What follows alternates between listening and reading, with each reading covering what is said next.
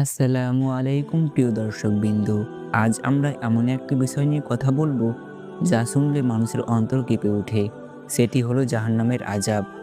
আল্লাহ তাআলা আমাদের সতর্ক করার জন্য পবিত্র কুরআনে বহুবার জাহান্নামের কথা উল্লেখ করেছেন।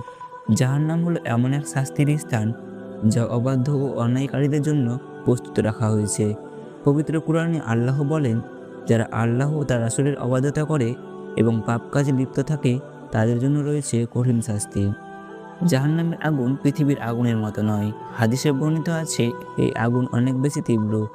এটি শুধু শরীর নয়, মানুষের অন্তর পর্যন্ত প্রভাবিত করবে। জাহান্নামের বিভিন্ন স্তর রয়েছে।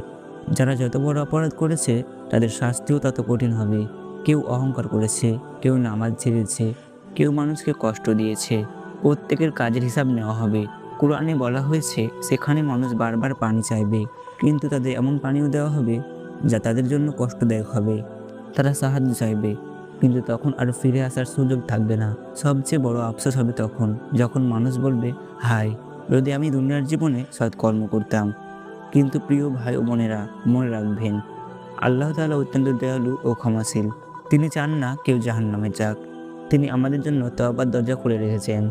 যে ব্যক্তি আন্তরিকভাবে তওবা করে, নামাজ পড়ে, অন্যায় থেকে ফিরে আসে এবং মানুষের হক আদায় করে, আল্লাহ তার গুনাহ ক্ষমা করে দিতে পারেন। এই দুনিয়া হলো পরীক্ষা। এখানে আমরা যা করব, আখিরাতে তার ফল পাবো। তাই আমাদের উচিত আজ থেকে নিজেকে বদলে ফেলা, নামাজ কায়েম করা, মিথ্যা ত্যাগ করা, গীবত না করা, মানুষের সঙ্গে ভালো ব্যবহার করা। এসব আমলই আমাদের জাহান্নাম থেকে বাঁচাতে পারে। শেষে একটি কথা মনে রাখুন, জাহান্নামের আলোচনা ভয়ের জন্য নয়, বরং সতর্কতার জন্য, যাতে আমরা সঠিক পথে চলতে পারি। আল্লাহ তাআলা আমাদের সবাইকে জাহান্নামের শাস্তি থেকে হেফাজত করুন। আমিন।